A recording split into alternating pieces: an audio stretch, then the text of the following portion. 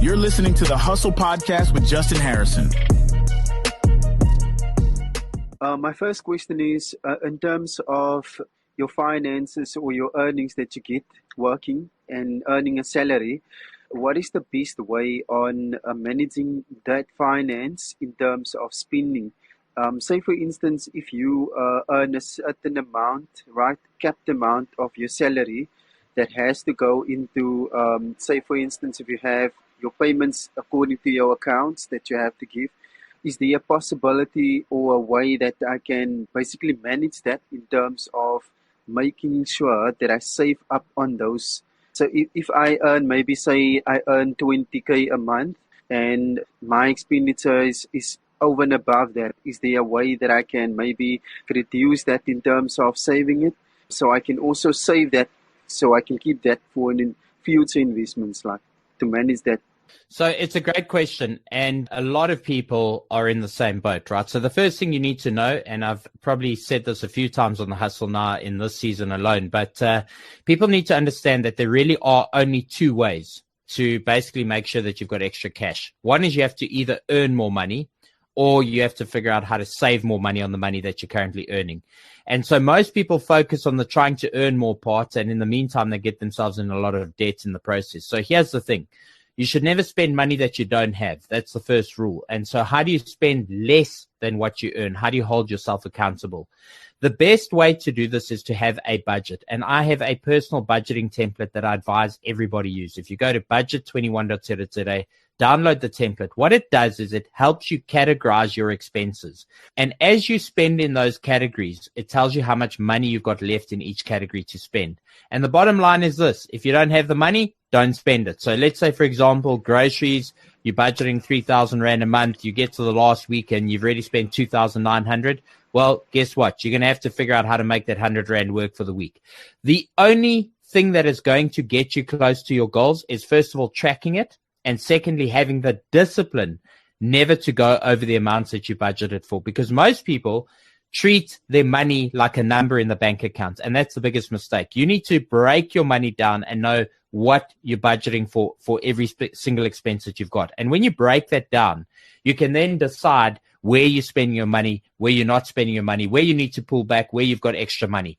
And so if you haven't already started using my budget template, I'm telling you, this is the most life-changing thing you're ever going to do, because it's a different approach to budgeting. What we're teaching people is to understand that money is a resource just like water out of the tap. If you leave that tap open, it's going to run dry. And the same thing happens with your money. And so you've got to know when to close the tap. And the only time you know when to close the tap is when you're tracking that individual expenditure. So you know you've got a set amount for petrol, you've got a set amount for groceries, you've got a set amount for lights and water and eating out and whatever it is, travel. The moment you haven't got enough money, well, treat it like you don't have the money. You've got to figure out, you've got to hustle, you've got to make a plan. Yes, perfect. That's very good. Okay, so now let's hear your second question. My second question is in terms of investment, I wanted to find out if there is a possibility, if I have a capped amount of, say for instance, I make an example, I have an amount of 50,000 or say 100,000, and I actually want to find the best way to invest that capital into a certain investment platform. What platform will basically make me go that I can basically earn on top of that capital and be actually a best investment for me in the long run? So if I have that amount of capital, I can basically invest it into a certain platform that will basically make it earn more in the long run. Okay, so there's a couple of problems with your thinking, right? So the first thing you need to change your thinking on is not where to invest your money, but rather what to invest your money into, right? Because here's the thing. The only thing anybody in this world is going to help you do when it comes to your money is take money from you. And this is a big problem falling on a lot of investors. They look at these so-called platforms. That's a mistake. You need to understand what it is you're investing into the first place. Is it a physical commodity? Is it a hard asset? Is it real estate? You need to actually understand the investment vehicle. Yes. And the reason why most people don't succeed at investing is because they don't understand what they're investing into in the first place. They go through a broker, they rely on the broker, they buy a unit trust, but they don't know what the unit trust is invested in. They buy a share of a company, but they don't actually know what the company does. So here's the biggest piece of advice I'm going to give you. Before you lay out a single cent in investment, you need to invest into your own knowledge. And it may seem counterintuitive, but rather take a couple of months worth of savings that you intended to put into investing and educate yourself on the investment vehicles that are out there. Understand what stocks are. Understand how to buy stocks, how to sell stocks, understand how to pick a good stock. If you look at doing real estate, understand the real estate market. If you want to understand investing in unit trusts, educate yourself. Go do some courses on unit trusts. The money you spend up front in the first year or two educating yourself about investments is going to return many more multiples for you, even though you're going to feel like I put money into something to learn something. I didn't get anything out in terms of physical monetary return. Over the term of your life, that knowledge is going to allow you to make great investments. So the first thing you need to invest into is knowledge. The second thing is only invest into something you truly know and understand. If you don't understand how to value a company, don't ever buy a stock. If you don't understand how to manage real estate, never buy a property. So what I'm saying to you is make sure you understand what it is you're investing into first. And then coming back to the first question that you had, which is what I always tell people, to become investable, you need to have consistently set aside some of your earned income. And if you're not doing that consistently, you're not ready to invest. There's no point in you invest once off and you're not continuing to invest all the time. And so my advice to you is get a handle on your budget first, get a handle on your expenditure, make sure that you're not overspending.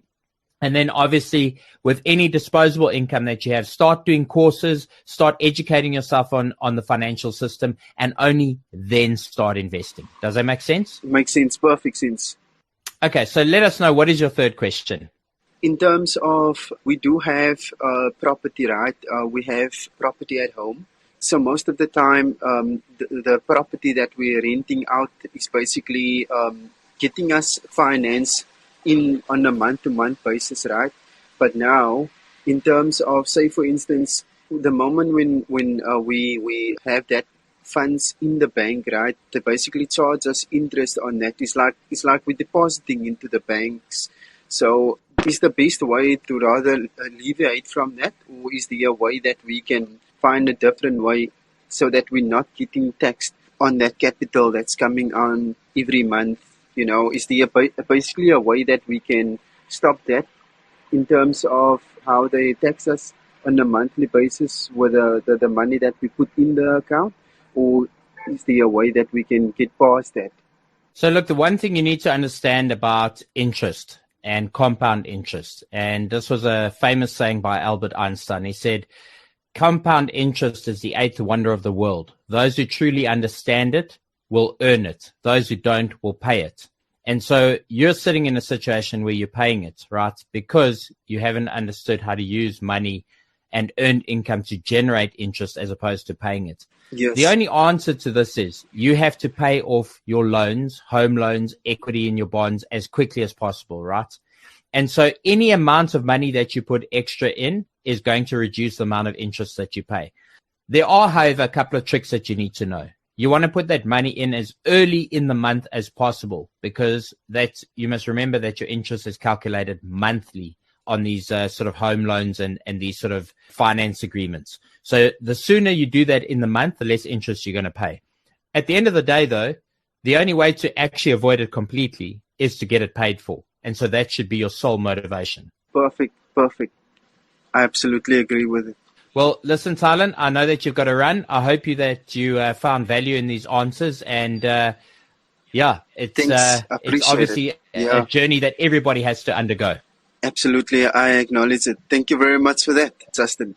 It's my absolute pleasure. If you found value from this episode of the Hustle Podcast, please be sure to leave us a rating on your favorite podcasting app, and make sure you hit that follow or subscribe button depending on the platform that you're using to make sure you never miss an episode of the Hustle Podcast. This episode was brought to you by MoneyTribe21.com. If you enjoyed this episode, be sure to follow and subscribe on your favorite podcast platform.